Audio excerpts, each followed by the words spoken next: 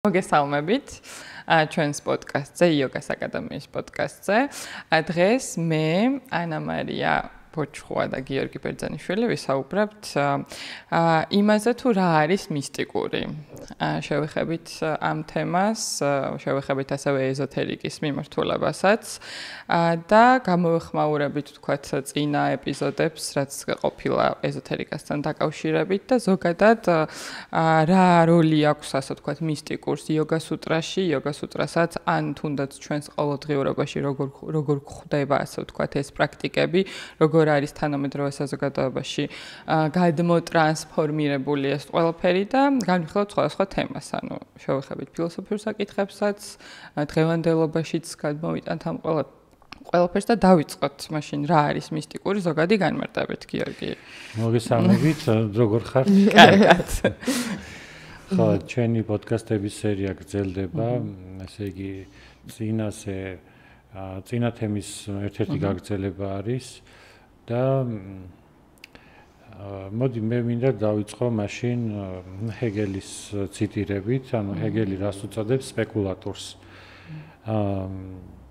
ესე იგი, გავრცელებული არის ესეთი შეხედულება, რომ არის ფილოსოფია, არის ჰეგელის ფილოსოფია და მას უწოდებენ ჰეგელის დიალექტიკას. ანუ მარქსიც და რაღაცნაირად ესე ენგელსი, ჰეგელის დიალექტიკა, ესე გავრცელებული არის, მაგრამ სიამთვილეში ჰეგელის ფილოსოფიას ქვია სპეკულატური ფილოსოფია. და თვითონ ჰეგელი ამბობს, რომ სპეკულატური ფილოსოფიაო, სპეკულატური სიტყვა არის სიამთვილეში მისტიკურიო. ოღონდ როგორ განმარტავს ამ მისტიკურს, ხო, ერთი მხრივ ხო რაღაც უცნაურია, ანუ ფილოსოფია, რაციონალური აზროვნება და ასე შემდეგ, მაგრამ პირიქით, ანუ ჰეგელი გვეუბნება, რომ ეს მისტიკაა. ახლა მე ვინც მიცნობს რაღაცერად დემისტიფიკაციას. ვაკეთებ ყველაფერს, მაგრამ რაღაც გაგებით შეიძლება ეს დემისტიფიკაცია იყოს ახალი ტიპის მისტიფიკაცია რა. აი ნახეთ ამ ციტატას წავიკითხავ.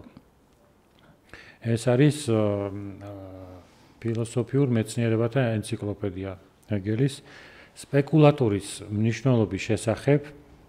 აქ კიდევ ის უნდა შევნიშნოთ, რომ მასში იგივე უნდა იქნას გაგებული, რასაც ადრე მისტიკური ეწოდებოდა. ამ უკანასკნელ სახელწოდებას განსაკუთრებით რელიგიური ცნობიერებისა და მისი შინაარსის მიმართ ხმარობენ ხშირად. ხო, ანუ ესე არის აღქმული, რომ რაღაცა ეს ეზოთერული, მისტიკური, რელიგიური, მაგრამ ჰეგელი გვეუბნება, რომ არა, ძალიან ეს არ არის, ან პირიქით, ანუ ჩემი ფილოსოფია არის, ანუ ნამდვილი მისტიკა. დღეს, როდესაც მისტიკური შესახებ ლაპარაკობენ, ამ სიტყვას როგორც წესი, ჩვეულებრივად ხმარობენ საიდუმლოებით მოცულისა და შეუცნობელი საზრით, ხო? და მართალიც არის, ხო? ანუ მისტიკური რაღაც შეუცნობელი ან დაფარული არის.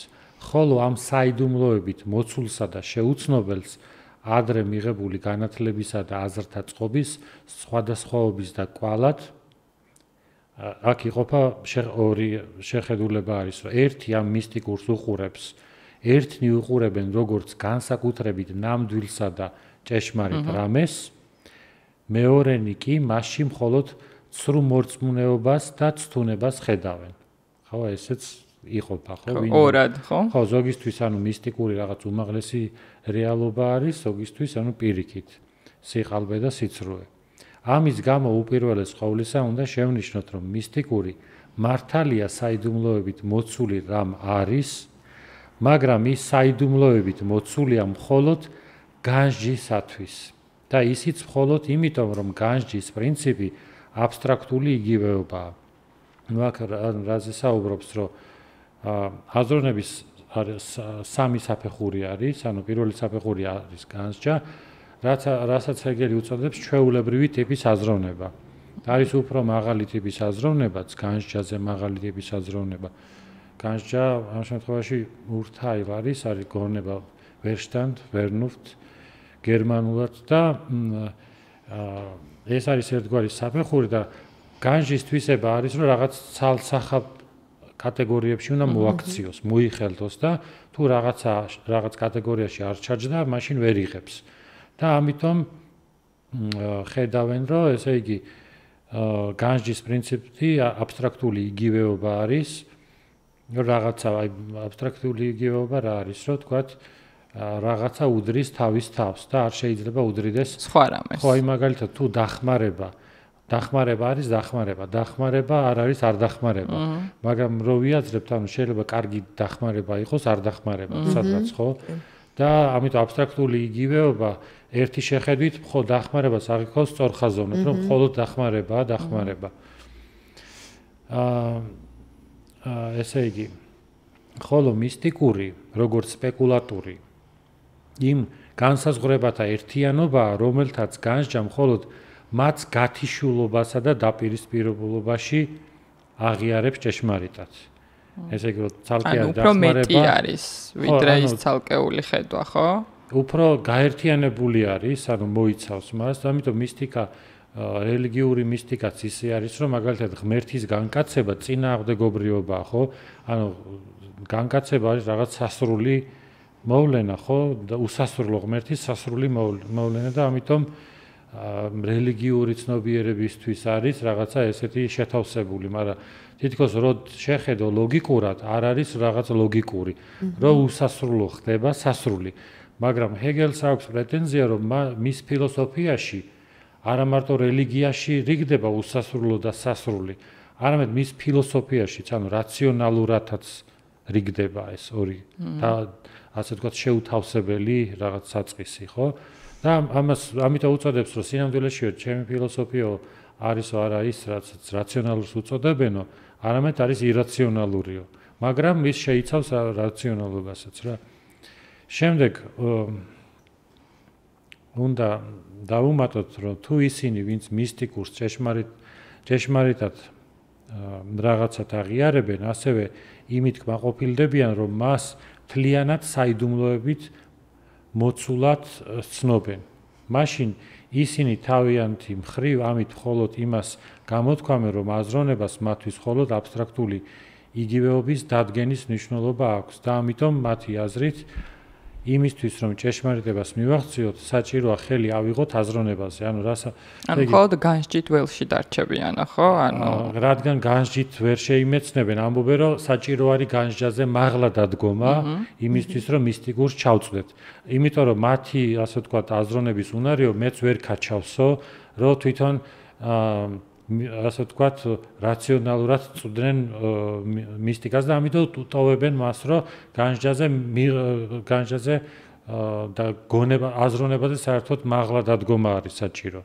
იმიტომ რომ აზროვნებაში ვერ ათავსებენ, მაგრამ ჰეგელი ამბობს, რომ სწორედაც განვითარებული ტიპის აზროვნებაში მისტიკურის მოთავსება შესაძლებელი არის. და მაგიტომ სწორხაზოვანი ფიქრით ვერ მევალთ, ხო?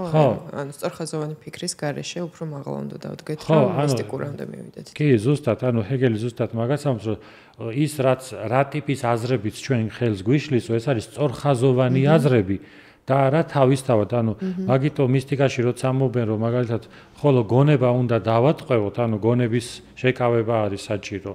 უბრალოდ მათ არიციან, რომ ის რასაც გონებას უწოდებენ, ეს მარტო ცალმხრივი აზროვნება არის და არა ნამდვილი გონებაო რა, ესეთი რაღაცა. და ხო, ანუ მოდი მეც აღარ წავიკითხავ, იმიტომ რომ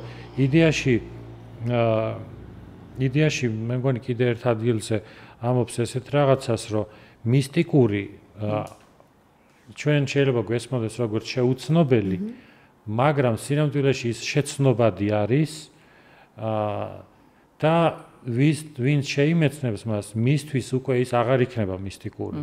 როგორც ვთქვათ, შეიძლება ვიღაცისთვის უმაღლესი მათემატიკა იყოს რაღაც ძალიან მისტიკური რაღაც, ანუ ვერ იგებს როგორ ფუნქციონირებს რა, მაგრამ თუ ამ საიდუმლოს შეიცნობს, იმ გადმოსახედიდან ის აღარ არის, ანუ შეუცნობელი და მეორე მხრივ კიდე ჰეგელი იმასაც ამბობს, რომ თუ რაღაცა შეუმეცნებადია, ის ანუ ადამიანის შემეცნების გარეთ არის.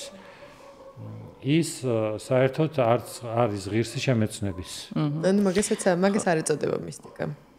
სწორედ ანუ მისტიკური ეგ აღარ გამოდის. ხო, აღარ გამოდის, იმიტომ რომ შეუცნობელია. ანუ მისტიკური მაინც რაღაცა მეთოდით შეიძლება რა შეცნობილ იქნას, ხო? ახლა ამის მაგალითი რა შეიძლება იყოს, რომ დავუშვათ აი ვერ შევიცანი რაღაცა და ვამბობ, რომ სისულელეა. ეხლა ხო შეიძლება ვთქვა, რომ უბრალოდ მე ვერ გავქაჩე და სინამდვილეში არ არის სისულელე, მაგრამ ესე უყურებს, რომ არის რაღაცეები, რაც შეიძლება გაუგებარი იყოს და დარჩეს და იმიტომ რომ მაგალითად ადამიანის შეიძლება სულელური ქცევა, ვთქვათ, ვერ გაუგო ლოგიკას. ეს შენი პრობლემა არ არის, ხდები? ანუ ყველაფერი არ იმსახურებს შემეცნებას. იმიტომ რომ ის რაც არ არის გონებრივი და რაღაც ანუ შემთხვევითი შინაარსები არის, ხო? ანუ ბევრი რაღაცა შეიძლება ეგეთი შინაარსი იყოს. იმ შემთხვევაში შენ გონებას უნდა დააბრალო რაღაცა. თუ მიგაჩნია საერთოდ შეუმეცნებადია და რაღაცა საერთოდ ვერ გაიგებ, ხო? ან ამ შემთხვევაში იმას ამბობ, რომ იმიტომ არის ეს ჩემი ბრალი კი არ არის, გონების დეფექტი კი არ არის, თვითონ ის მოვლენა არ არის, ასე ვთქვათ, გონივრული. გონებასთან შესაძლოა. ხო, გონება მარტო ადამიანის თვისება კი არის, სამყაროს თვისებადაც წარმოაჩენს რა. აი მე მქონდა ერთი ესეთი კითხვა, ანუ აი ჰეგელი თუ შეიძლება ესეთი პარალელის გავლება, არ ვიცი, შეიძლება ესეთი ჩემი გამოგონილი არის ეხა. აი მაგალითად განსჯით შემეცნებაზე როცა საუბრობს სუტრაში, როგორც რაც არის მანასი, შეიძლება იგივე იყოს, ანუ და გონების გამოყენება ეს ბუდჰის ანუ რაღაც აი ამ წრეში შეიძლება რომ შემოვიდეს ესეთი პარალელი რომ გავავლოთ, ხო, ანუ ამ რაღაც აქაც სუტრაშიც ხო დაახლოებით ესე არის აღწერილი როგორ შეიმეცნებს ასე ვთქვათ დაბალი რანგის გონება და მაღალი რანგის გონება და ამათი ურთიერთგადასვლაც არის ერთგვარად აქ აღწერილი და თუ შეიძლება რომ მისტიკურში რა ცნებებიც არის ახლა გამოყენებული ჰეგელის განმარტებაში ეგ მიესადაგოს ამას მაგალითად აი მანასი გრძნობადი გონება და მერე გონებით ასე ვთქვათ მაღალი ინტელექტით ამის გადამუშავება ანუ რაღაც ესე რომ მიუდგეთ მისტიკურს მეც გონია რომ კი რატო იცი იმიტომ რომ ბუთი როგორც უმაღლესი გონება მაგის ფუნქცია არის ის რომ სწორედ ეს წინააღმდეგობები შეათავსოს გადალახოს ხო და საიდან ჩანს ეს რომ მაგალითად აი როგორ შეიძლება უსასრულო სულს კონდეს კავშირი სხეულთან, ხო? ეს ხო წინააღმდეგობა არის, ანუ როგორ დაუკავშირდა ის რაც არ დაბადებულა, იმას რაც დაბადებულია და როგორ არის მოქცეული ამაში, ხო? და ამიტომ ჰეგელი, უბრალოდ ჰეგელისეული ეს განმარტება ჯდება იმ ხას, რასაც იოგა-სუტრა მიყვება რა გაგებით. იცი რომ ისინი მარტო რელიგიურად კი არ ამბობენ, რომ უბრალოდ უნდა დაიჯერო ეს, რომ სული და სხეული კავშირში არის, მარადიული და სასრული კავშირი. ისინი ცდილობენ ყოველ შემთხვევაში რაციონალურად ახსნან კი. აი მან ხა მენიშნა. აი თვითონ მისტიკურს ასე იგი ეს რაღაც დაფარულ ცოდნასთან არის, ხო? აი ჩვენ რაცა პოდკასტი ჩავწერეთ ეზოთერიკაზე, ანუ ამასაც იგივე მნიშვნელობა აქვს, რაღაც მქონდა ესე მახსოვს, ანუ დაფარული ცოდნის, ანუ მისტიკური შეიძლება რაღაც გაგებით ეზოთერულიც იყოს, ანუ ეს როგორ შეიძლება რომ ერთმანეთს დაუკავშიროთ. ეზოთერული არის, ანუ შინაგანი ცოდნა, ანუ ისე დაფარული ცოდნა. აი ეს რო გავიმეოროთ ანუ არისტოტელე, მაგალითად არისტოტელეს ორი ტიპის მოსწავლეები ყავდა, ერთი ახლო მოსწავლეები, რომლებსაც ასწავლიდა ეზოთერულ მოძღვრებას და მასში შედიოდა მეტაფიზიკა, ლოგიკა და რაც რთული არის ფილოსოფიაში რა. სინამდვილეში ეს არის ეზოთერიკა. ეზოთერიკა. ეზოთერული არის ხო? და ანუ მაგალითად თუ ასწავლი რაღაცას გამარტივებულად, თქვათ იგავებით. ეს არის იგივე შინაარსი გადმოცემული იგავებში. ანუ თუ ფილოსოფიურად ასწავლი, ანუ მაგის რაღაც სიღრმეში შედიხარ, მაგ უნდა კონდეს ადამიანს გავარჯიშებული აბსტრაქტული აზროვნების უნარი. ძალიან ასე ვთქვათ, მოდი ასე ვთქვათ, ტერმინებთან ასე ვთქვათ დამეგობრებული უნდა იყოს. კი, და მაგით თვითონ დილას კითხულობდა ლექციებს, ანუ ეზოთერულს და ეგზოთერული ლექციები. საღამოს ხო, ანუ ესე ქონდა განაწილებული და ამ გაგებით უფრო ღრმა შინაარსი არის და ეზოთერული გადმოცემა ჰეგელის მოძღვრება არის რაც კი არსებობს ყველაზე ეზოთერული მოძღვრება.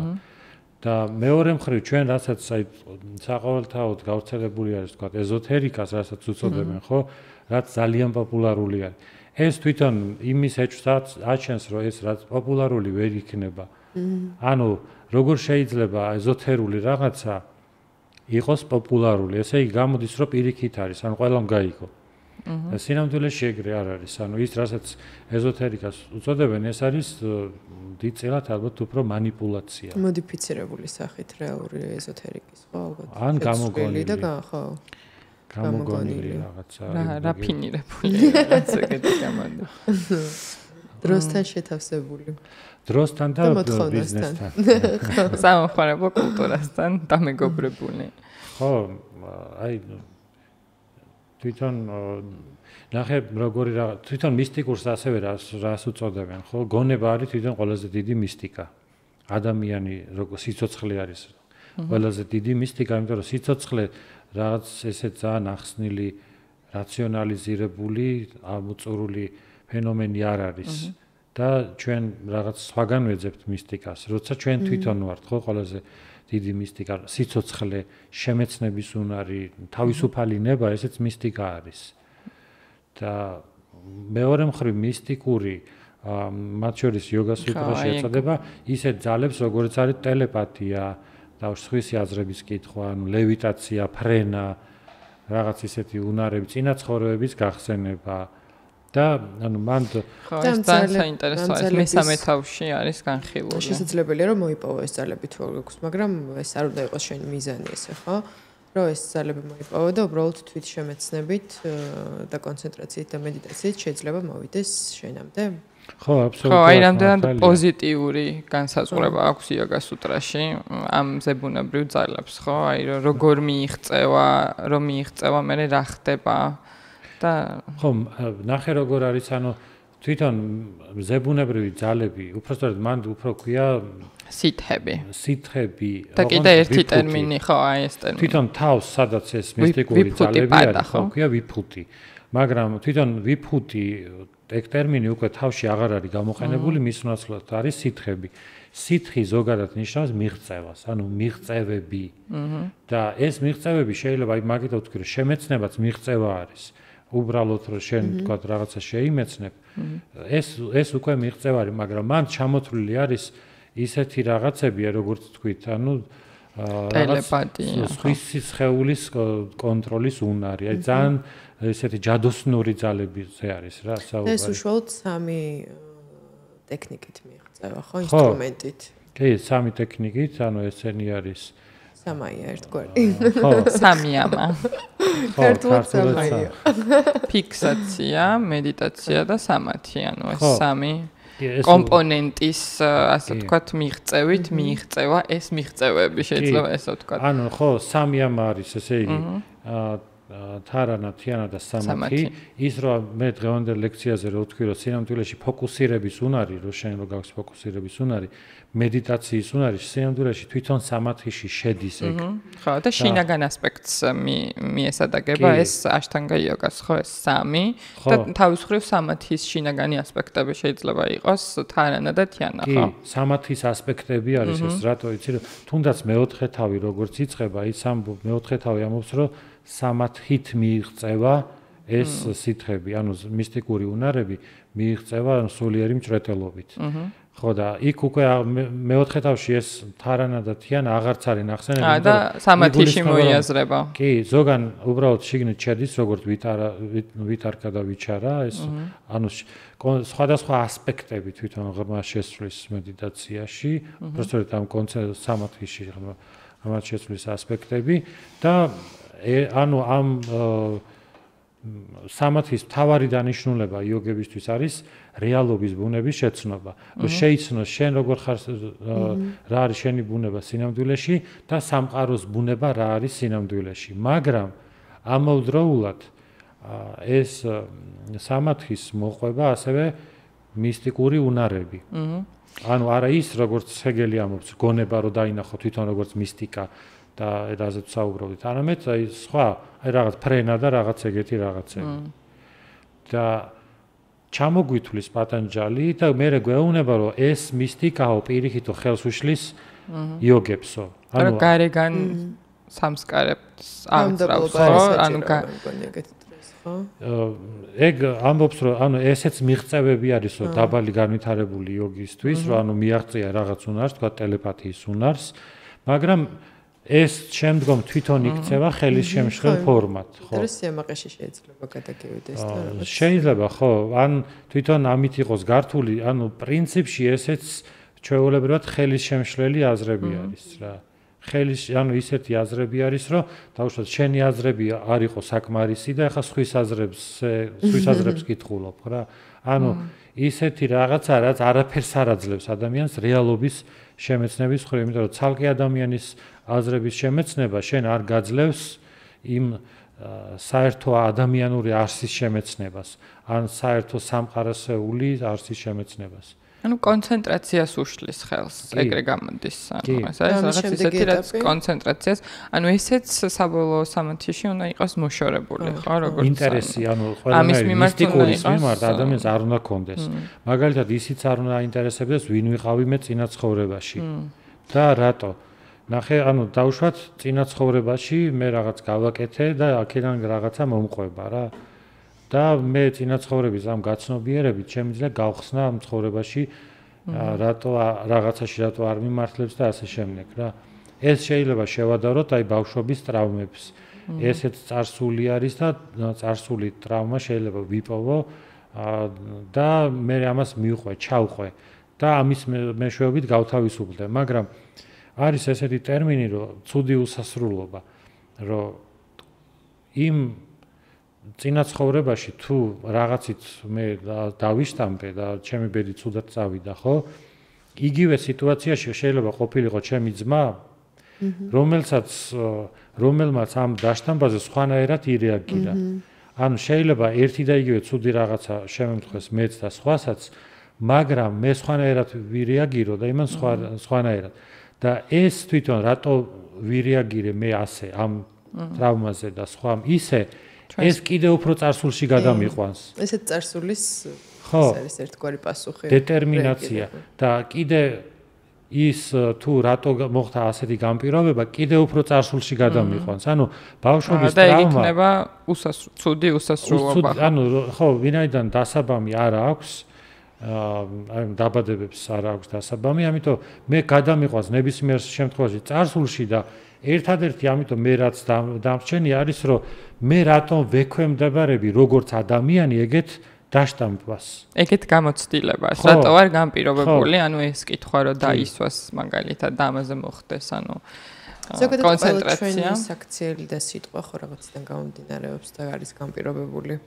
და უშუალოდ უნდა ვეძებოთ რითი არის განპირობებული და აღმოვაჩინოთ და აღმოვფხრათ ერთგვარად. ხო, მაგრამ აი ორი გზა არის. ხო, ორი გზა არის, ერთი ცალკეულ ტრავმებს მივყვეთ.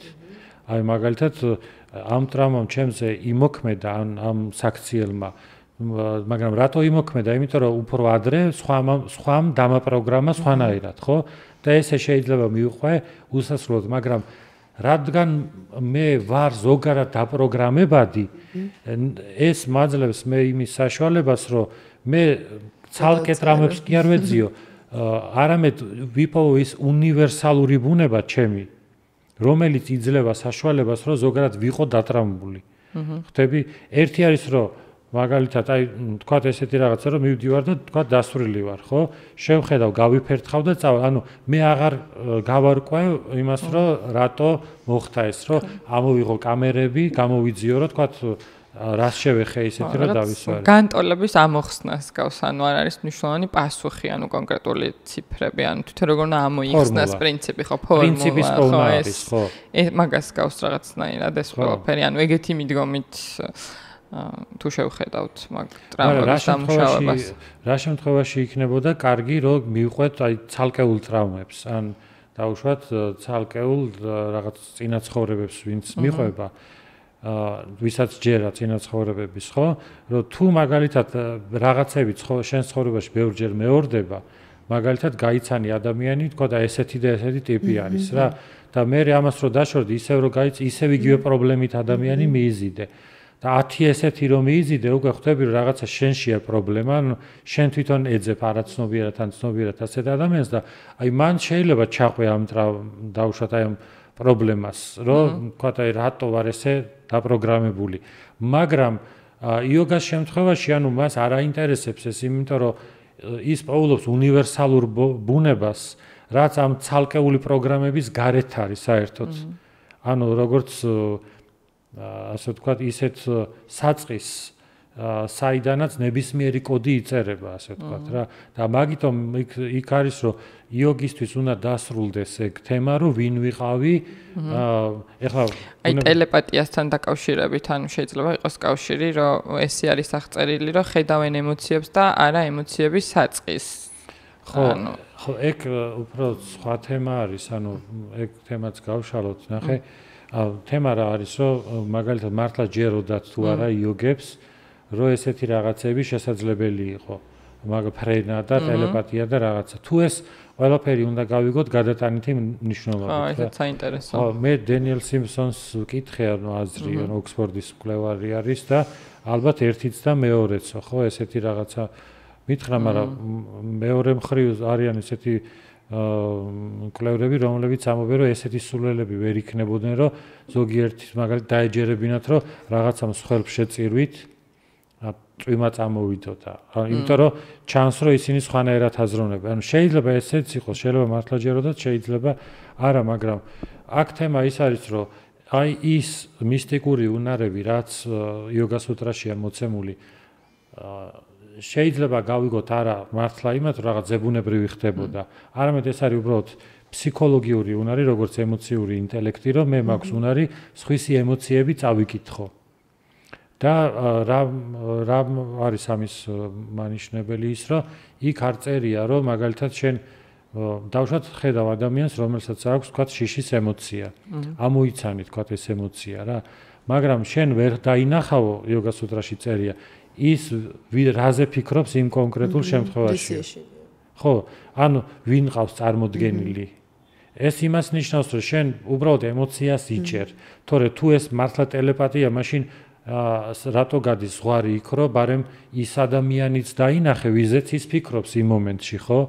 ანუ ესე იგი გეუბნება, რომ იოგისთვის არის ლიმიტი იმისა, რომ შენ მხოლოდ იმ ემოციას იჭერ, მაგრამ მისი წყარო რა არის, მის თავში რა წარმოდგენა, რა იწვევს ამშის, იმას ვერ ხედავ. ანუ ისევ ზოგადი პრინციპით, ანუ ზოგადი ფორმულით მიდგომას გავს ეგ, რაც წეღანა აღწერეთ. ეს გავს, რომ უბრალოდ ემოციური ინტელექტი გივითარდება, იმიტომ რომ შენ თავს რო იცნობ, მე სხვებს რო აკვირდები, რაღაცნაირად იჭერ ისეთი ემოციას, რაც გამოგიცდია და რაღაცნაირად ეგეთი ის არის და წინა ცხოვრებებზე, ანუ პირდაპირ უნდა გავიგოთ, რომ წინა ცხოვრებები ახსენდება, როგორც ვთქვათ, ფლეშბექი და რაღაც კადრებივით ახსენდება, თუ უბრალოდ ცოდნას იძენსო და იქ ეგეთი რაღაცა რომ წინა ცხოვრებები რო გაგახსენდესო, საჭიროა სპეციალური გარემოებაო და ეს გარემოება მე ესე წარმომიდგენია, რომ არის ვთქვათ ბავშვი რო შეიყვანო მუსიკაზე და იმას აღმოაჩნდეს ვთქვათ ვიოლინოს ნიჭი და აქედან ასკვნი რომ ეს წინა ცხოვრებაში ვიოლინისტი იყო, იმიტომ რომ ან რაღაც სიმებიან საკრავებთან შეხება ჰქონდა, იმიტომ რომ ეს ნიჭი აქვს და აქ ესე არის რომ ჩვენ ის უნარები ან თუნდაც შიშები რაც გვაქვს, ეს ყველაფერი არის ამ ცხოვრების ან წინა ცხოვრების გამოცდილებებიდან. და სხვა შემთხვევაში ეს რო უბრალოდ გახსენება იყოს პირდაპირ, შეყვანა ვიოლინოზე ხო არ დაგჭირდებოდა, ნუ წერია რომ სადღაც უნდა მოხვდე, რომ რაღაც წრეში. ხო, თქვათ შეხვედი ფეხბურთზე, დაიწყე ფეხბურთის თამაში და აღმოაჩინე ნიჭი და თუ არ შეხვედი, თუ ეს უბრალოდ გახსენება ხო არ დაგჭირდებოდა ფეხბურთზე, სახში დაждდებოდი და უბრალოდ გაგახსენდებოდა რომ ფეხბურთელი იყავი. ამიტომ მე ვუშვებ იმას, რომ ან მთლიანად შეიძლება ეს ფსიქოლოგიური დასკვნები არის და არა ის რომ რეალურად ხედავდნენ რაღაც მისტიკას, ან ნაწილობრივ არის. ან ორივე ერთად არის. ხდები, ანუ ესე მან ძალიან ესე სკრუპულოზურად სჭირდება ამას ჩაჯდომა და რაღაცა.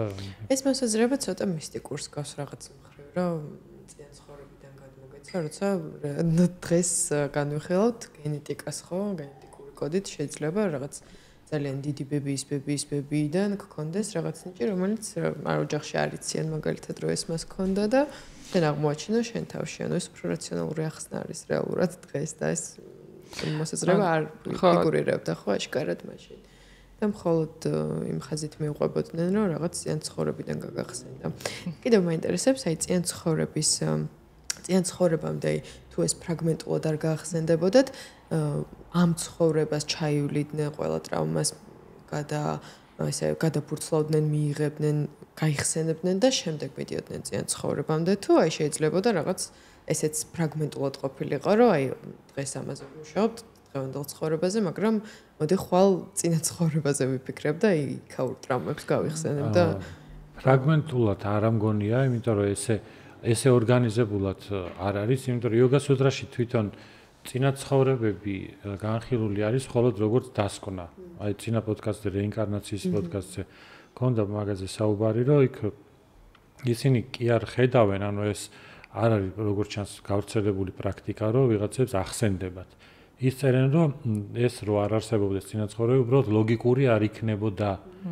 რაღაც უფრო აქედან ამ ლოგიკით გადიან ამაზე, მაგრამ მეორე მხრივ ჩვენ იმასაც ვამბობთ, რომ თქვა ბუდას შემთხვევაში გასხივოსნების ღამეს მას გაახსენდა ყველა წინა ცხოვრება.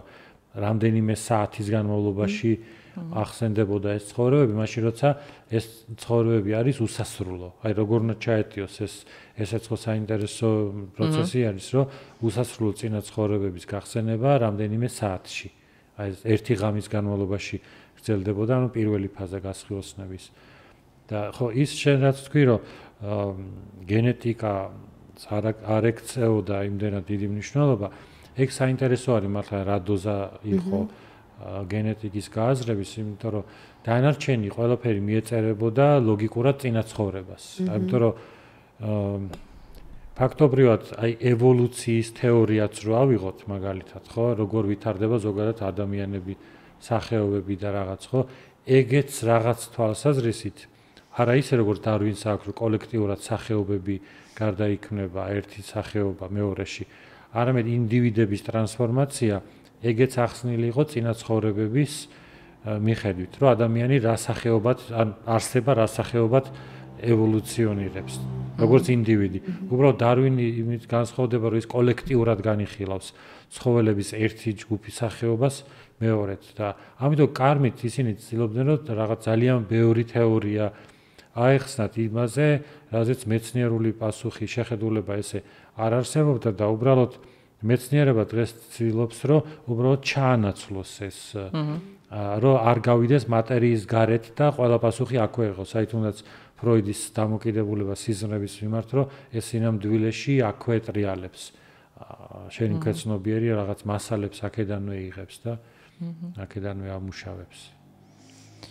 აი ძალიან საინტერესო არის პოტენციალის საკითხი, ანუ აი მაგალითად გენეტიკით ხსნით ახლა ჩვენ რაღაცაებს, ანუ ნიჭს, რომ ანუ რაღაც ვიღაცას ფეხბურთელის ნიჭი აქვს, ვიღაცას მუსიკოსის, თქვათ მაშინ ხსნიდნენ წინა ცხოვრებების გამოცდილებით, თუმცა ანუ საერთო ალბათ ის აქვს, რომ ანუ პოტენციალის მომენტი, ანუ ადამიანში რაღაცეები არის და ეს უნდა გამოვლინდეს მაშინ, როცა ის რეალურ ცხოვრებაში შესაბამის გარემოებაში ჩავარდება, ანუ ალბათ ორივესთვის ანუ საერთო არის, ხო?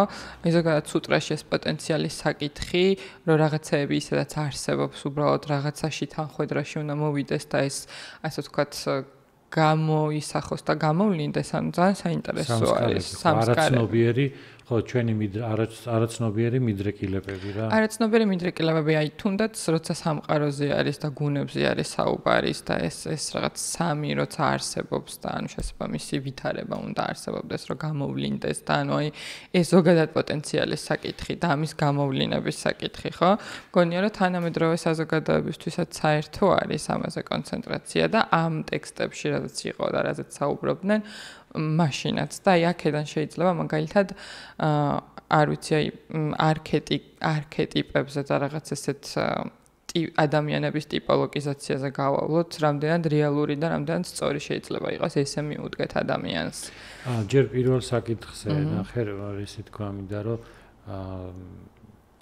ესე იგი ანუ კარმა როგორ მუშაობს, როგორ არის აღწერილი, რომ თუ რაღაც დავუშვათ ადამიანი ქურდი არის რაღაცა პერიოდის განმავლობაში და ეს ჩვევის სახით ანუ აღიბეჭდა მის ცნობიერებაში.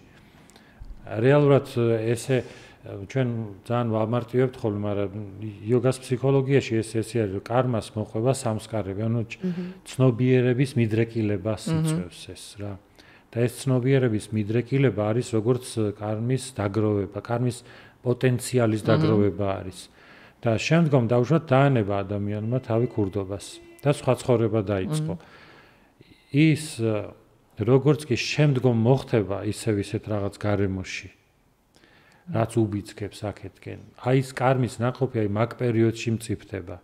აი თითქოს რას გავს, იცი რომ თქვა ადამიანმა დაანება თავი ნარკოტიკს, მოშორდა უბანს და რაღაც დაიწყო და მერე ისევ რაღაც უბანში გაიჩითა, ასე თქვა და ისინი რაღაცნაირად ეუბნებიან რაღაცა პონტი გაიჩითა, რაღაცა ხო, ანუ აცდუნებენ.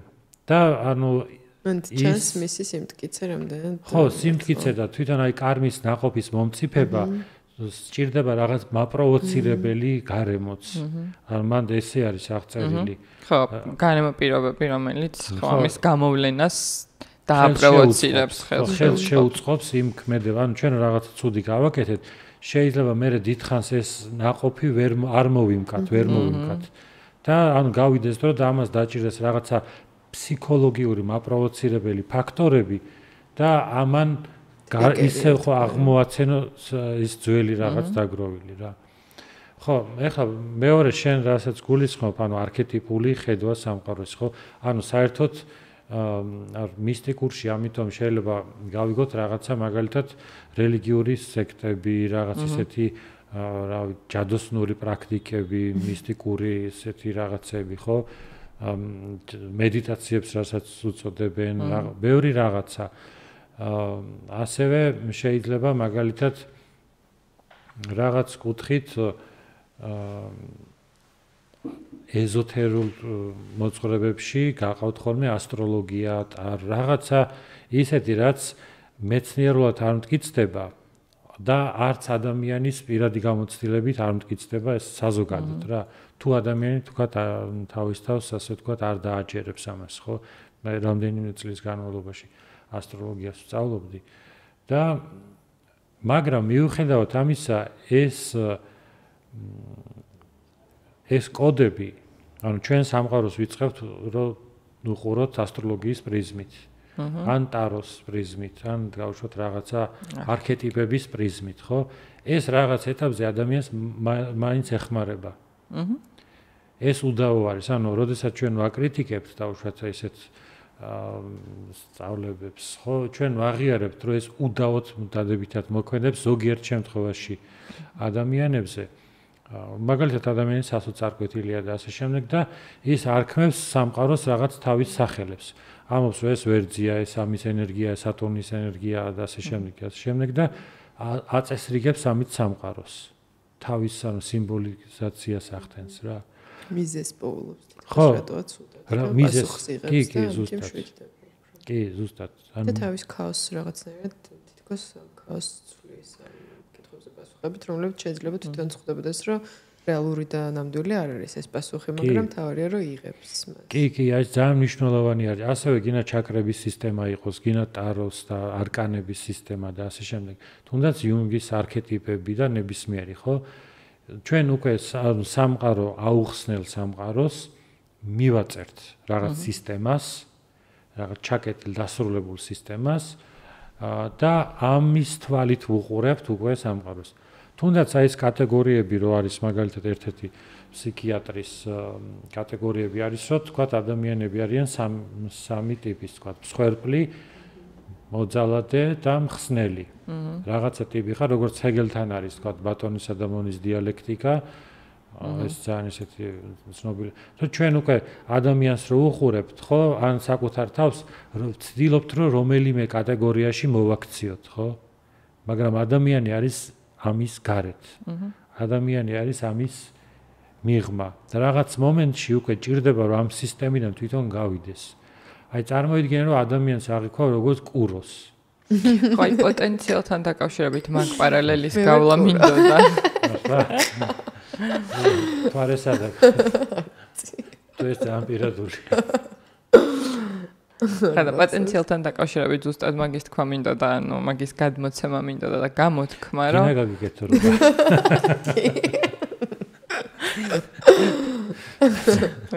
აუცილებლად უნდა იცოდე მთვარე და შავი მთვარე და რაღაცები არის. ლილითი. ხოდა მაგის თქვა მინდოდა, რომ პოტენციალი აი ესე რაღაც ჩარჩოებში მოქცევა და რაღაცეებით აღწერა, ანუ რაღაც კონკრეტული თვისებებით, მახასიათებლებით, ზოდიაქოთი, არქეტიპებით, ანუ რაღაცნაირად აი იმ დიდი და მრავალფეროვანი გამოცდილებასა და ფუძნებული პოტენციალის გამოვლენას თუ ადამიანში დანახვას, ანუ რაღაცნაირად ზღუდავს და ჩარჩოში აქცევს და მაგიტომ ანუ რაღაცნაირად აი ამ ტექსტში აი ეს რაღაც პოტენციალის თემა უფრო სავსე მეჩვენება, ანუ რაღაც ისეთი, რაც დაუსაბამო და უსასრულო არის და აი რაღაც გამოცდილებებში ადამიანს რაც მიეცემა და თანხwebdriverში გამოვლინდება სხვადასხვა თვისებები, ანუ ეს რაღაც უფრო დიდი მასშტაბის არის, ვიდრე მაგალითად რაღაც კონკრეტული კატეგორიზაცია, რაც თქვა თანამედროვე ეზოთერულ პრაქტიკებში გვხდება. ანუ ერთადერთი ეს არის, რომ შეიძლება ამან ჩაგვსვას ჩარჩოში, იმ ჩარჩოში, რომელიც ადამიანის ბუნებას თლად კარგად არ აღწერს, სულ ფასოვნად არ აღწერს. ვერ აღწერს. იმიტომ რაც არ უნდა მაგალითად აი ამ არქეტიპული კატეგორიებით ან ნებისმიერი კატეგორიით აღწეროთ ადამიანი, მაგიტომ არის, რომ რა გვხიბლავს ჩვენ ყველაზე მეტად ხელოვნებაში, ორიგინალობა. იმიტომ რომ მე რო გავიმეორო რაღაცა, რომ თქვა აი ეს თქვათ შენ ვერ კურო ხარ და ნუ კურო თქვათ მე-12 კაცობრიობის კურო არის, ხო? თუნდაც ვიცით რომ თქვათ აქ საჭირო არის ზუსტი წუთის ცოდნა და ან ბევრი პარამეტრი არის, ან პლანეტების ასპექტები და ასე შემდეგ. მაგრამ მაინც ანუ ადამიანის არსის დაყვანა, ანუ შემეცნება უწოდო, ანუ ესეთ რაღაცას, ეს პირიქით ანუ ერთგვარი მიჯაჭვულობის ფორმა არის და იოგა იწყება ამის გარეთ. დასაწყის ეტაპზე შენ რო თქვათ ასტროფსიქოლოგიაც დამხმარე იყოს, იმიტომ რომ შენ გაგიშალოს ანუ რაღაცა ტიპები, რომელსაც შენ რეფლექტირებას გააკეთებ, რომ საითხარ გადახრილი, ასე ვთქვათ რა. რაღაცა თქვათ ხო არ ხარ მსხვერპლი. თვით შემეცნებაშიც ალბათ შეიძლება დაგეხმაროს, აი მაგალითად რაღაც კითხვები გქონდეს საკუთარ ბუნებასთან დაკავშირებით და რაღაც შემოთავაზება გამზადებული პირობითად, რომ აი მაგალითად ყველა კურო არის ესეთი ახასიათებს, ესეთი რაღაცები, ხო? შეიძლება ამ თვისებ, არ ვიცი, ამ აღწერაზე არც გიფიქრია არასდროს და რაღაცნაირად დაგეხმაროს, მაგრამ ალბათ თვით შემეცნების გაგრძელება ისიც არის, რომ მე აი ამ არ ვიცი, ამ აღწერაზე, ამ მოცემულობაზე მეტი ცვა რაღაც კუთხით, ანუ მეტი გაგრძელება ანუ რაღაც არის, რაც იმის იქითაც არსებობს, ანუ აი ეგ არის ძალიან მნიშვნელოვანი. ანუ იოგა ცდილობს, რომ აღწერის გარეთ გავიდეს. და არა მარტო იოგა, თუნდაც ძენის არსიც რა არის, რომ ძენი არის ცდილობა, რომ გახვიდეს სიტყვების და წერილის გარეთ. ნახე აი როგორი ესე იგი წერილში რა იგულისხმება, რომ დოქტრინა, რა თქვა არის რაღაც მოძღვრება, შენი გურუ რაღაცას გასწავლის, მაგრამ ის გეუბნება, რომ ანუ სინამდვილეში მე რასაც გასწავლი არის ის, რომ გახვიდე დოქტრინის და სიტყვების გარეთ. იმიტომ რომ ნახე ადამიანი ტკივილს ფარავს სამყაროს სიმბოლიზაციით, აი ამ სახელების დარქმევით, აღნიშნულებით. ჩვენ გვქნით რაღაც სამყაროს და ჩვენ ამ კოდში ვცხოვრობთ რეალურად. რომ მაგალითად თქვა რაღაც თანსაცმელი ფერი, ეს ყველაფერი რაღაც სიმბოლოები არის, რომ ასოცირებული წარმატებასთან, წარუმატებლობასთან, ხარისხთან, უხარისხო რაღაცეები, ყველაფერი, ანუ ხო, ანუ თანსაცმელს ხო სინამდვილეში იშვიათად იცვამს ვინმე, მხოლოდ იმისთვის, რომ გათბეს. ამას უბრალოდ კულტურული დანიშნულება აქვს, ხო? ანუ სხვა ფუნქცია აქვს. ანუ მატერიალური ნივთი რაღაც სიმბოლო არის და ჩვენ რაღაც ფერების მიხედვით ვარაი ჩვენ ამის ყვავილების ფონზე ხო ზუსტად არ და სპონტანურად მოხდა ხო არ დაგვიგეგმავს ხო ესე ხო ანუ ეს მნიშვნელოვანი არის ჩვენ ვახდენთ ანუ სიმბოლიზაციას და ანუ ტკივილს აქრობს ადამიანი ანუ სულიერ სიცარიელეს ამით და ეს დროებითი რაღაც არის მაგრამ იოგი ამის მაღლა უნდა დადგეს და მაგალითად არ უნდა ქონდეს არც ნოსტალგია და მიდრეკილება ესეთი რაღაც მისტიკური რაღაცების მიმართ რა და იმ სითების მიმართაც რაც აღწერილი არის სუტრაში საერთოდ არაფრის მომცემი არ არის რა ამიტომ შიგნით შენ თუ არა ხარ სავსე სითი რომ კონდეს თავშად ადამიანმა რო ისწავლოს ფრენა თუ ადამიანი მანამდე იყო ესეთი მე ფრინავი ესეთი იქნება ხო ანუ არაფერს არც სულს არ შეცვლის ეს ადამიანის საზრის არ შეცვლის ანუ არაფერს და ეს არის ილუზია რომ ეს რაღაცა ტიპის უნარები რომც დაუშვათ რომ არსებობდეს ესეთი უნარები ხო ეს ადამიანს ან ჭირდებოდეს რამეში და ან რაღაც ეტაპზე როგორც ვთქვით რა თქმა უნდა ეხმარება მაგრამ შემდგომ თვითონ ეს არის ბარიერი იმისა რომ შენ უკვე სამყაროს ამ განპირობებით ხედავ რომ რაღაცა აღნიშნო რაღაცეები უპოვო და იოგაში თუ გახსოვს იქ არის ანუ მედიტაციის ერთ-ერთი უმაღლესი ფორმა არის რა რომ განასხვავო სამი რაღაცა ერთმანეთისგან ანუ შაბდა არის სიტყვა ჩვენ მეტყველებთ ყველა რაღაც სიმბოლოებით აღნიშნავთ რაღაცებს ასევე არის მისი პრატეაი ანუ იდეა ამ სიტყვების ასე ვთქვათ მნიშვნელობები და ის აღსანიშნები რომლებსაც ჩვენ აღნიშნავთ ანუ ის ართხები ანუ ის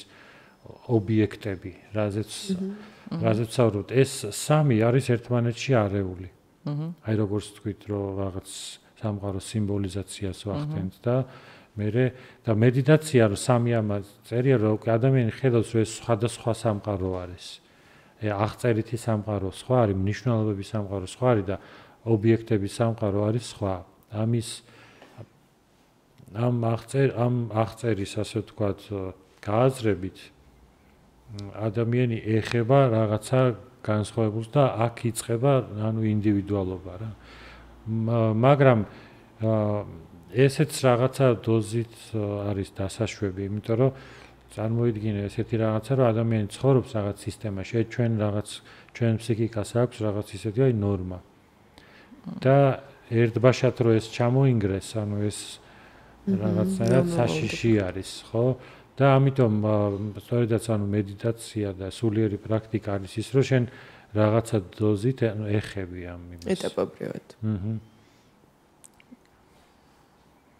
არც თუ ისე დამამშვიდებელი გამოდის ეგეთი მედიტაცია ესე თუ შევხედავთ ანუ ზოგადად ხო არის გავრცელებული რომ მედიტაცია ამშვიდებს და ის პროცესი რაც ახლა აღწერე აი ამ სამი რაღაცის ერთმანეთისგან გარჩევა და მთელი ამ კონსტრუქციების დეკონსტრუქცია რითიც ვცხოვრობთ ჩვენ ყოველდღიურობაში და საზოგადოებაში არც ისე დამამშვიდებელი ანუ რთული იქნება ანუ რთული პროცესი არის ეს ყველაფერი ეს დეკონსტრუქცია არის როგორც ძენში ისე გოეთე ფაუსტში ახდენს ხო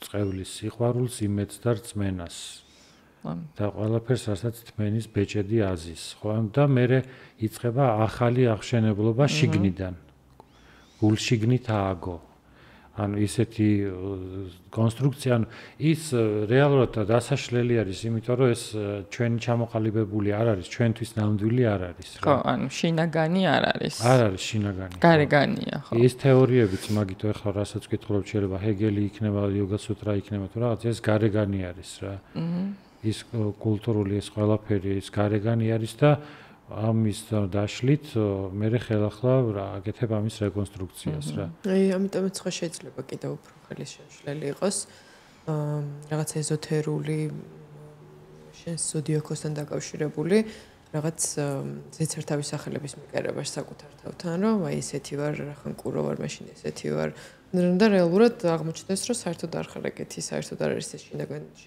ბუნებაში და ჩვენ უბრალოდ იქიდან გამომდინარე რომ ეს სადღაც წერია ესე და ვიღაც კურო მართლა ესეთია იკერებ შენ თავზეც იმას რაც არ ხარ და რეალურად რეალობას გაურბიხარ და შენ გქონია რომ ეგ არის რეალობა რეალობას ვეღარ აღიქვავ თითქოს ეხლა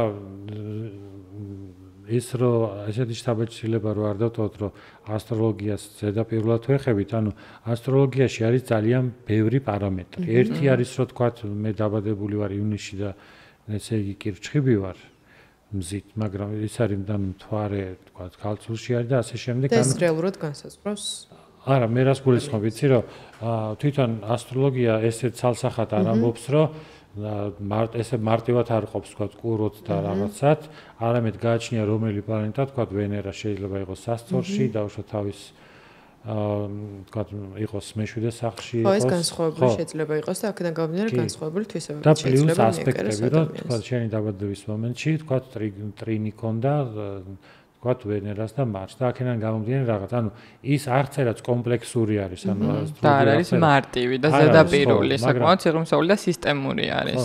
და ამიტომ ის რომ მაგალითად ასტროლოგიაზე რომ თქვათ რომ ესე მარტივად არ არის რომ ვიღაცა კუროა და ესე ვცდილობდე რომ მე მოვარქო ვიღაცას კუროა და პირიქით ასტროლოგი იტყვის ამ შემთხვევაში რომ მე რომ ასტროლოგი ვიყო ვიტყოდი რომ პირიქით ანუ ეს კომპლექსურად აღწერ მე ადამიანს სწორედად ძალიან ბევრ პარამეტრს ვითვალე სახლების სისტემაც ალგე როგორ სახლების სისტემას ვირჩევ და ასე შემდეგ მაგრამ ამისი ასე ვთქვათ პირიქით სუსტი მხარე ის არის რომ რადგან ამდენ პარამეტრს აღწერ ვარიანტი არ არის რომელიმეში გავარტყამ ესე იგი რომელიმე დაემთხვა რომელიმეს მიიწერს ადამიანი თავის თავზე თან თუ არ დავუშვათ არ დაემთხვა ხო მარსის და დავუშვათ ვენერას ტრიგონი არ დაემთხვა იმ თვისებას რაც აქვს შეიძლება ეს გავხსნა იმით რომ ეხლანდელი ტრანზიტი პლანეტების ისეთია რომ ამას ბლოკავს ამის გამოვლენებით ან დირექციით ან რაღაცის საშუალებით მე ავხსნა და გამოვიდე იმ სიტუაციიდან თუ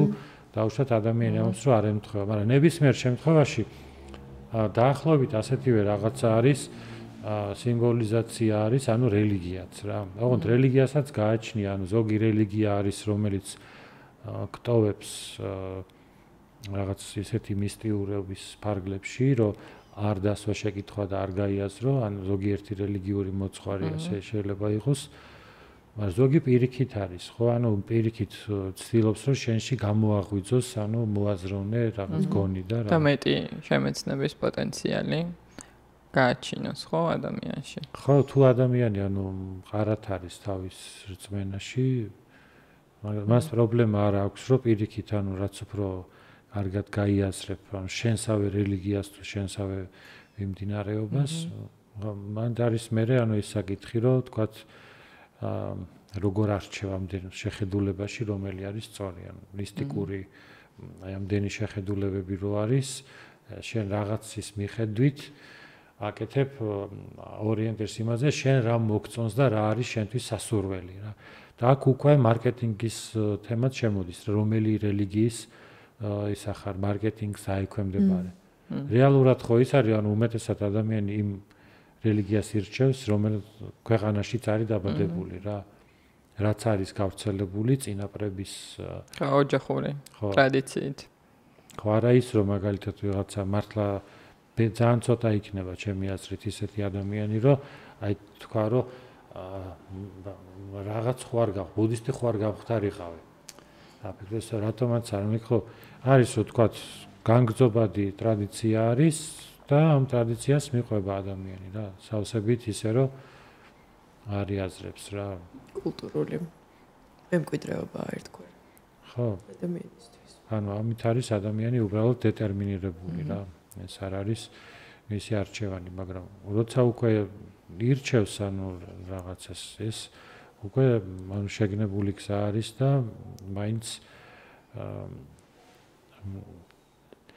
ესე იგი თვითონ ის რაც ახდენს ჩვენზე გავლენას რომ მაგალითად მარკეტინგის მსხვერპლი ხდება ადამიანი რელიგიაშიც რა თუნდაც რელიგია შეიცვალოს ხო რაღაც მარკეტინგული რაღაც არის იმიტომ რომ ვიღაცა შეიძლება მოეჩვენოს რომ ეს რელიგია უფრო მეტს მპირდება ან უფრო იოლი გზა არის სასურველი რაღაც არის რა და ამიტომ მე ეს რატომ მოვიყვანე ეს მაგალითი რომ ხშირად გაგებული არის ესე რომ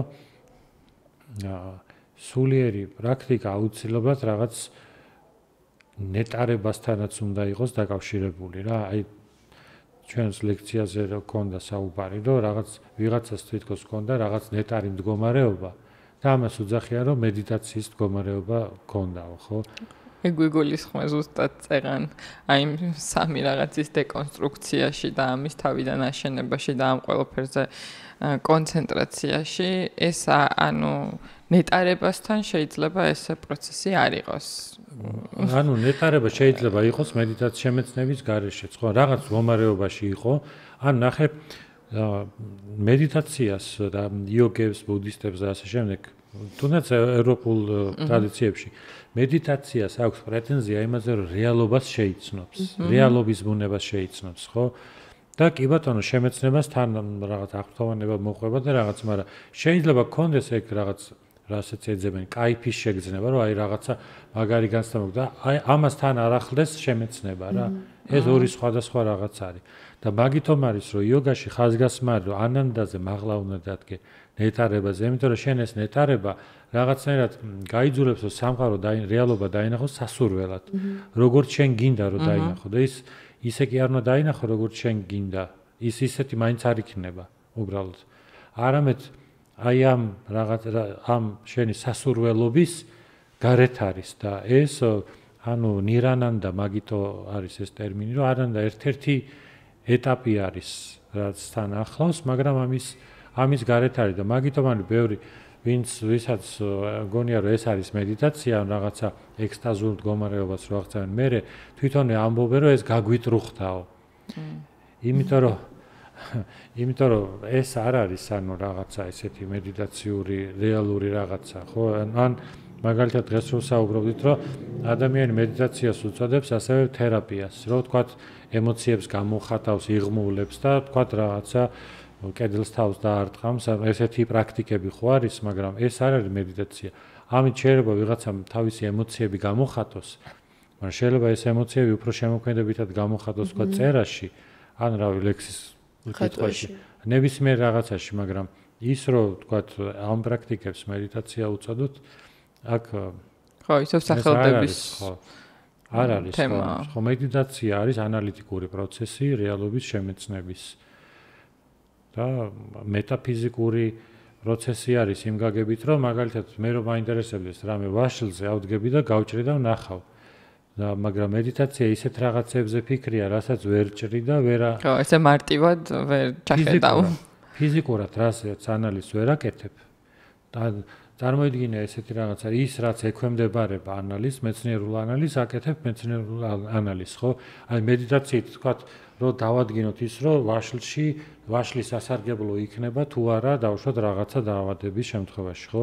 ეს რომ მედიტაციით დავადგინო, უბრალოდ არ იქნება ეს უბრალოდ შეგიძლია რომ პირდაპირ გასინჯო, ჩაატაროთ უნდა ცდა, ექსპერიმენტი და ხო, ყველაფერზე რაც ანუ სანდო რო იყოს, უნდა ჩაატაროთ ცდა ექსპერიმენტი და დაადგენ. მაგრამ არის ისეთი რაღაცები, რაზეც უბრალოდ ცდას ვერ ვატარებთ და სწორედაც ჩვენი გამოცდილების გარეთ არის. ის რაც ჩვენი გამოცდილების გარეთ არის, აი მანდ იმ რაღაცებზე ჩვენ ერთადერთი რაც შეგვიძლია რაც გვაქვს დარჩენილი, ეს არის მედიტირება. და აი მაგ მიმართულებით ამ რეალობის ანალიტიკის თვალსაზრისით შეგვიძლია გამოვიყენოთ, ანუ ეს მედიტაცია. უბრალოდ თემა ის არის, როცა ჩვენ ვამბობთ, აი ჰეგელს რაც აქვს, რომ უნდა გახვიდე აზრების გარეთ, ხო? და მაგალითად არის ბუდიზმში არის ეგეთი ტერმინი ვიკალპა. იოგა სუტრაშიც ხო არის, ანუ ვიკალპა, ანუ ერთ-ერთი ხო, აზრის ფორმა არის პრამანასთან, ვიპარიასთან, სწორ ცოდნასთან, არასწორ ცოდნასთან, მაგრამ თვითონ ვიკალპა არის მიწერა, ანუ სუბიექტი და პრედიკატი, ანუ აღწერა არის რა. და აქ პრობლემა ის არის, რომ რაღაცა არის აღუწერელი და ამიტომ რაღაცა რო გავიგე, თუ აღწერე მგონია რომ გავიგე, ხო? ეგეთი რაღაც არის. ამიტომ მედიტაცია არის ვიკალპაზე მაღლა დგომა. მაგრამ პრობლემა რაშია, იცით, რომ ამ ვიკალპას ანუ რაზე მაღლა უნდა დადგეს თქვათ ბუდისტურ მედიტაციას, ხო? ან იოგურ მედიტაციას ვიკალპაზე. კი ბატონო, როგორ თარგმნიან? როგორც მაგალითად კონცეპტუალურ აზროვნებას. ესე იგი, მე თუ ვიცი დავუშვათ აი ქალის კონცეფცია, ან კაცის კონცეფცია, როგორც ფორმულა, ფრაზა, აღწერა. და ეს ნიშნავს თუ არა იმას, რომ ქალი ვიცი რა არის, ან კაცი ვიცი რა არის, ხო? რა თქმა უნდა, არა, ეს დესკრიფცია, ანუ აღწერილობა არის კი ბატონო ფორმულა, მაგრამ შეიძლება საერთოდ აზრი არ ვიყო რა არის, ხო? ამიტომ ეს აღწერილობა ჯერ ერთი ვერ აღწერს უსასრულოს, იმიტომ რომ უსასრულოზე ჩვენ შეგვიძლია ვთქვათ, რომ ის არ არის სასრული. ანუ რაც ვიცი, ის არ არისო, ამით მარტო მაგას ვამბობ რა. ხო და მაგრამ პრობლემა რაშია, რომ ჩვენ თუ ვიკალპას ვთარგმნით როგორც კონცეპტუალურ აზროვნებას და ვცდილობთ რომ კონცეპტუალური აზროვნების გარეთ გავიდეთ, ამით ჩვენ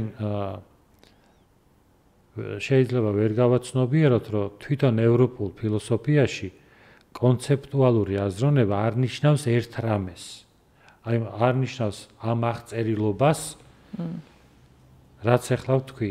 ანუ ჰეგელთან კონცეპტუალური აზროვნება ნიშნავს სწორედაც მისტიკურ აზროვნებას. ხო, აი გუნა მეკითხა მედიტაცია ამ გაგებით ჰეგელის აღწერაში როგორც არის მისტიკური გამოდის. მისტიკური გამოდის და გამოდის ცნებითი აზროვნება არის.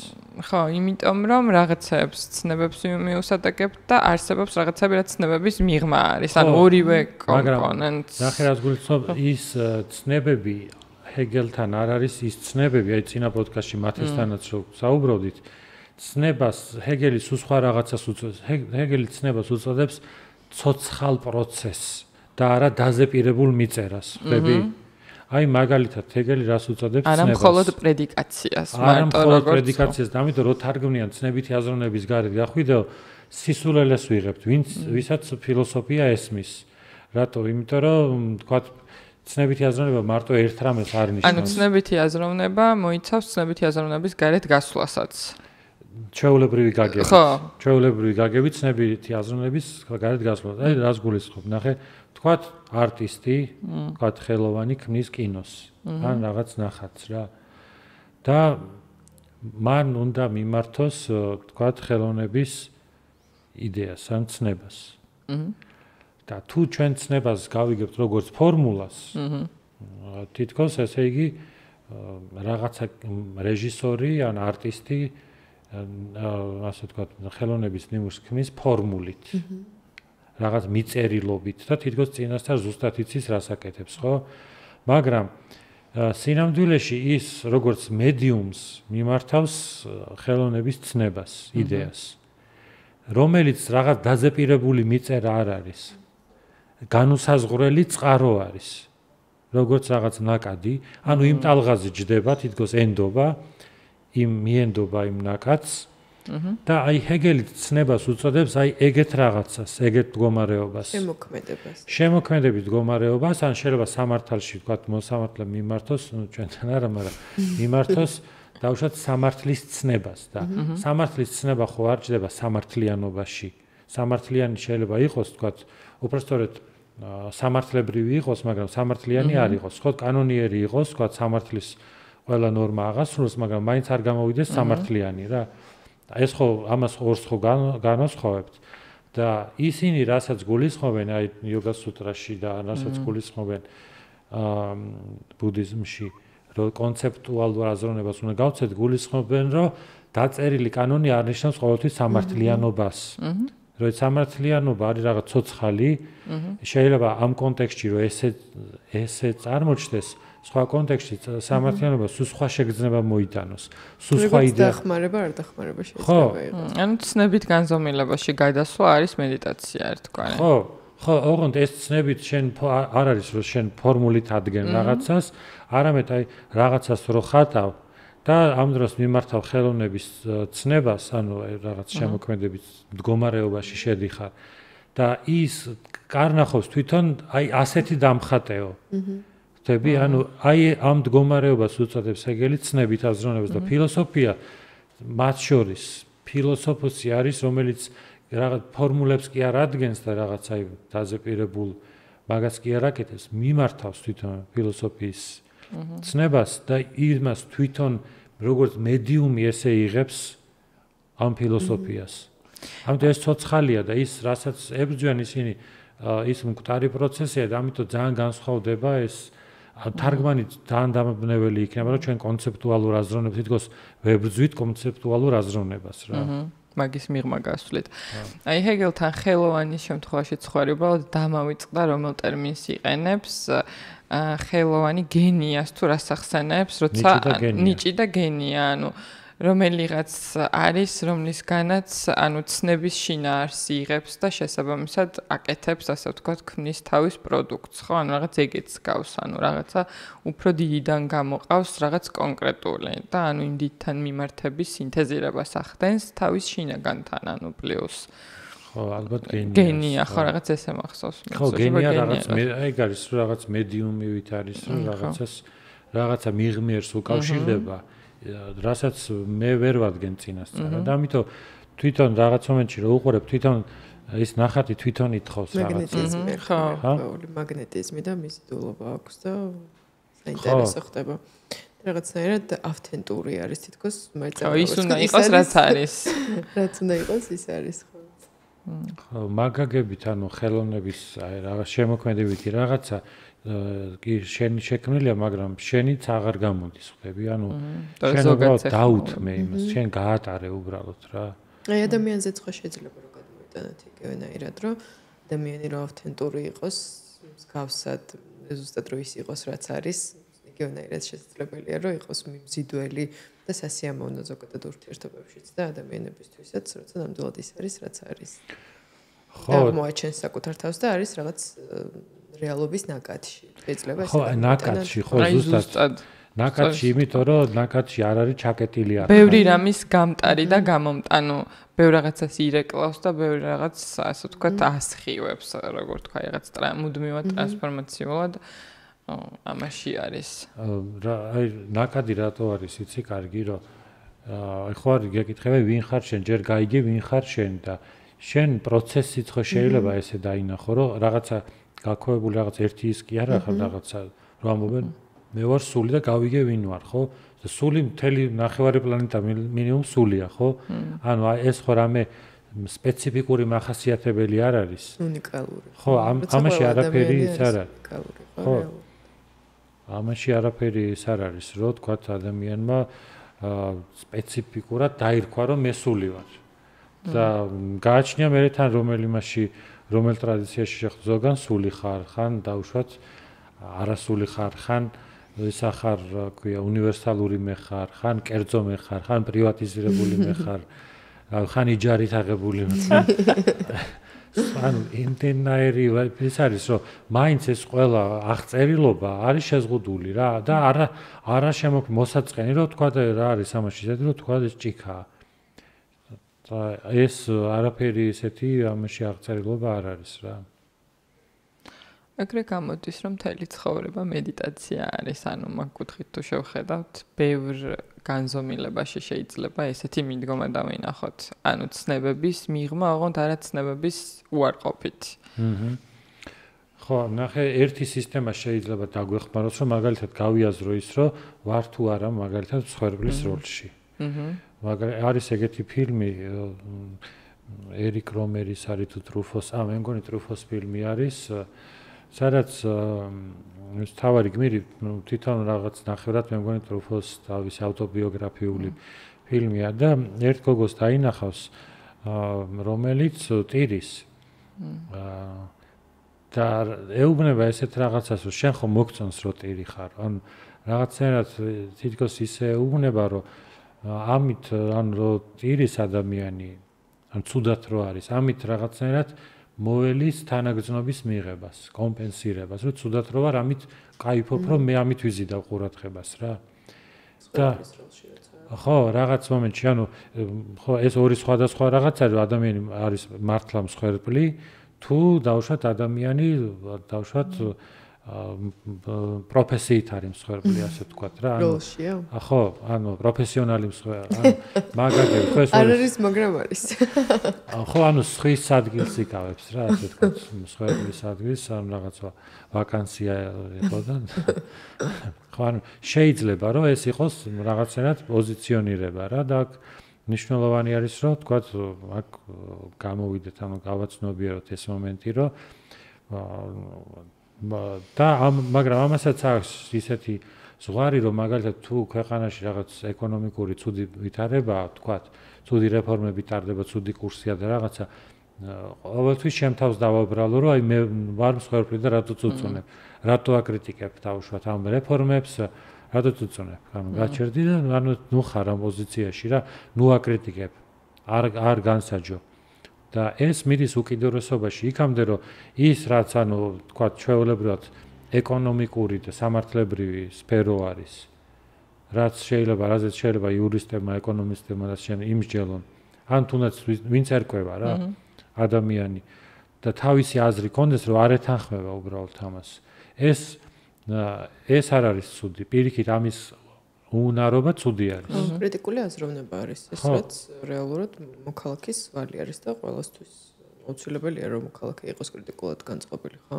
სახელმწიფოს მიმართ. ამ შემთხვევაშიც.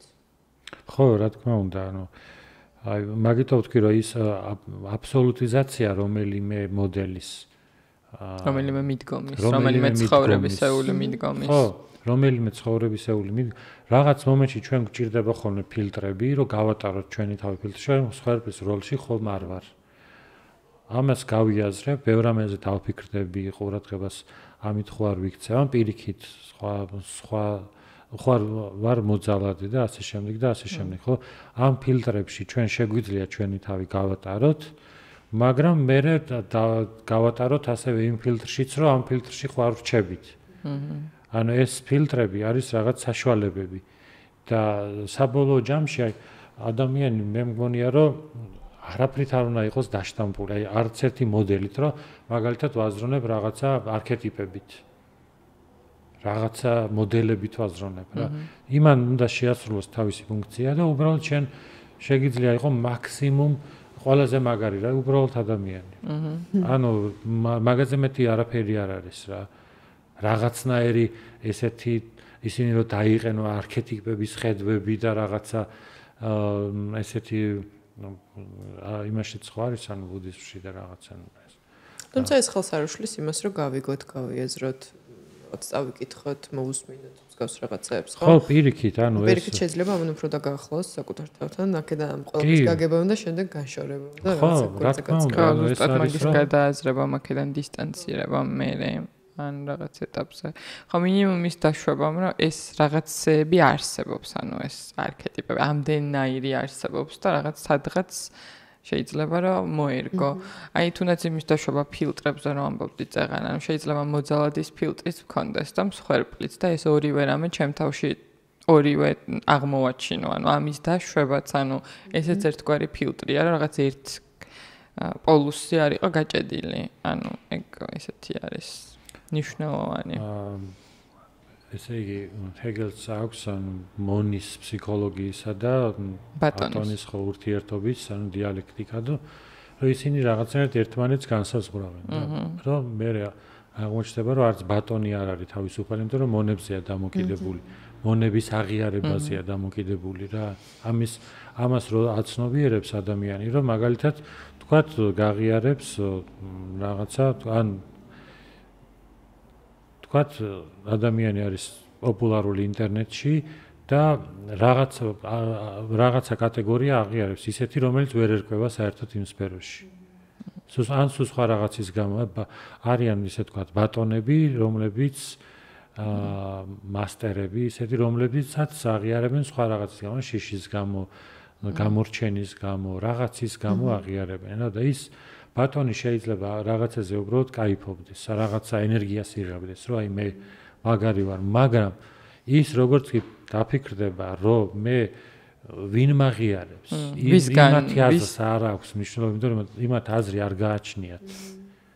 არაფერი არც გემოვნება არ გააჩნიათ, ანუ არც ის გააჩნიათ, არც ის გააჩნიათ. კომპეტენცია არ გააჩნიათ. არც კომპეტენცია არ გააჩნიათ და აქედან გამომდინარე მილიონმა ეგეთმაც რომ აღიაროს თავშოთ აი რაღაც ძალიან ისეთი კლანი რომ მქონდეს და ქვეყანასაც რომ მართავდე და რაღაცა იმათი აღიარება იმის გამო რომ თვითონ იყვნენ კომფორტში უსაფრთხოებაში არის ნული.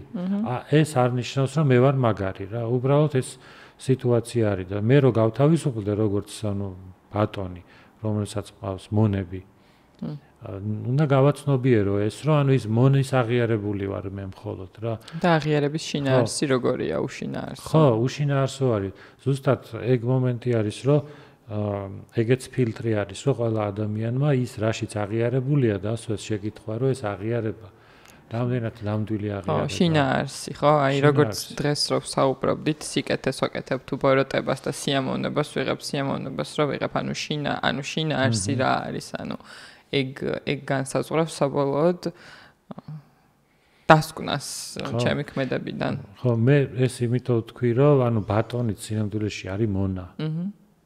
ბატონი ანუ ამ მონების თავარი ბატონი თვითონ მონა არის. რომელსაც ჯერ ერთი მოწონს რო ყავს მონები. ანუ მონური ფსიქოლოგია აქვს და მონის შემთხვევაში მე მგონი ციცერონის ფრაზა არის, არ ვიცი რამდენად მართალია, რომ მონა არ ოცნებობს იმაზე, რომ თავისუფალი იყოს, მონა ოცნებობს იმაზე, რომ სხვა მონები ყავდეს. რომ თვითონ გახდეს ხო და ამის ვთქვათ ცხოვრებისეული მაგალითებიც უხვად არის ხო ამის. შეიძლება ეს შევადაროთ, თუ არ ვცდები თქვენგან მაქვს მოსმენილი.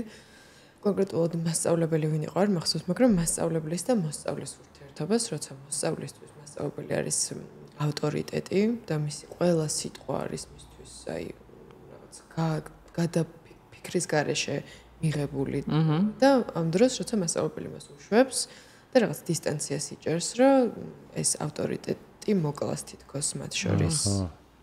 ხო, რა თქმა უნდა, მე მგონი რომ კარგი მაგალითია მქონი მოდას, ანუ უფრო მგონი რომ ხო მასწავლებლის დანიშნულება, ანუ ჯერ თვითონ მასწავლებელი არ უნდა იყოს დამოკიდებული იმ კომფორტიდან გამომდინარე, არ უნდა ასწავლიდეს, რომ თვითონ ესე იგი იყოს მასწავლებლის როლში.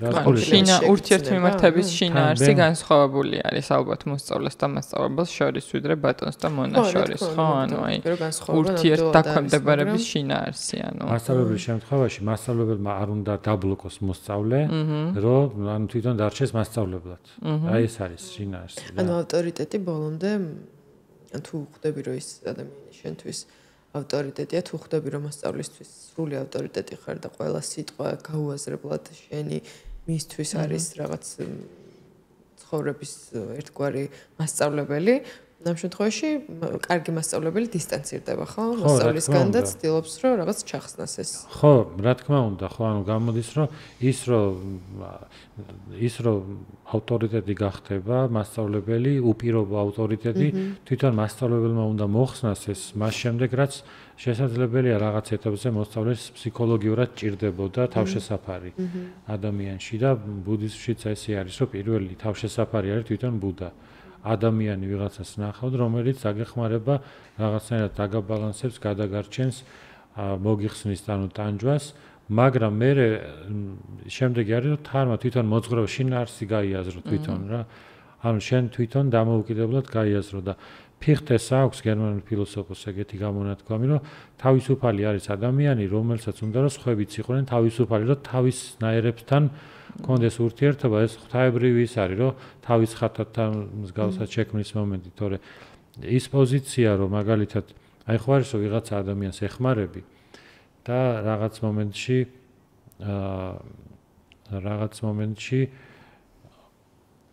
გაწყობს, რომ ის სულ ცუდად იყოს, იმიტომ რომ შენ სულ დაეხმარო.